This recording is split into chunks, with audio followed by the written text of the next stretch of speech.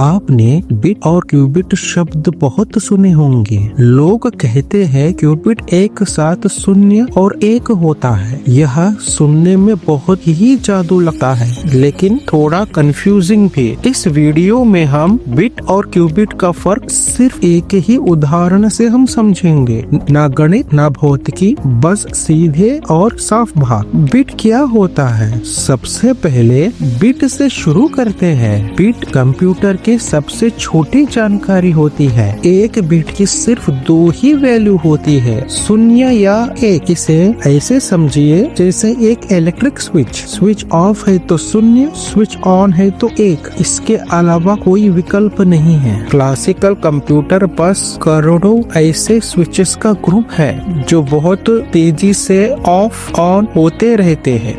ध्यान दीजिए, किसी भी समय बिट या तो 0 होता है या 1, दोनों कभी नहीं। वही उदाहरण लेकिन अलग ऑब्जेक्ट। अब वही आइडिया लेते हैं लेकिन ऑब्जेक्ट बदलते हैं। स्विच की जगह एक सिक्का इमेजिन कीजिए। जब सिक्का मेज पर पड़ा है, हेड आया तो 0, टेल आया तो 1। यह सिक्का बिल्कुल बिट जैसा बिहेव करता है, या तो हेड या टेल। बिल्कुल साफ, बिल्कुल क्लासिकल। क्यूबिट क्या होता है? अब असली फर्क यहाँ से शुरू होता है। इमेजिन कीजिए आपके सिक्के को घुमा दिया। जब सिक्का घूम रहा है, क्या वो हेड है या टेल है? आप बता नहीं सकते। अभी उसका स्टेट फिक्स नहीं है। यही घूमता हुआ सिक्का क्यूबिट का सबसे आसान एग्जाम्पल है। क्यूबिट 0 या 1 में फिक्स नहीं होता, वो दोनों पॉसिबिलिटी के कॉम्बिनेशन में होता है। जब तक हम उसे देखते नहीं, इसे कहते हैं सुपरपोजिशन।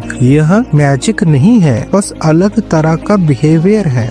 मापना। आप सोचिए, आपने सिक्के को रोक दिया और देखा। अब आपको क्या दिखेगा, हेड या टेल? दोनों कभी नहीं। ठीक ऐसे ही जब हम क्यूबिट को मापते हैं, वो या तो 0 बनता है या तो 1। इसे देखने की प्रक्रिया को मापना कहते हैं। मापना से पहले क्यूबिट अलग बिहेव करता है, मापने के बाद वह बिट जैसा बन जाता है।